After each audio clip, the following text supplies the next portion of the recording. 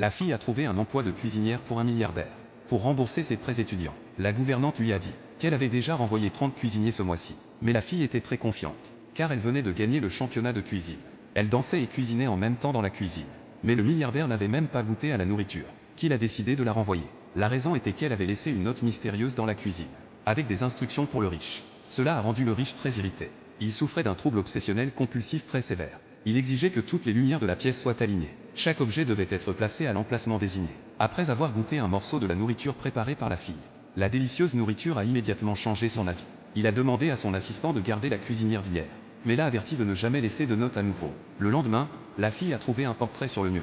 Elle pensait que cet homme âgé était le propriétaire de la grande maison. Au même moment, le milliardaire se vantait à son ami du nouveau cuisinier, disant que de la nourriture aussi délicieuse devait être préparée par un chef étoilé Michelin. Le week-end venu, le milliardaire devait assister à une réunion de la chambre de commerce avec son ami. Par coïncidence, la fille travaillait ici comme serveuse. Ils ne s'étaient jamais rencontrés, mais tout semblait être planifié. En lui versant du vin, son bracelet et le bouton du milliardaire se sont enchevêtrés.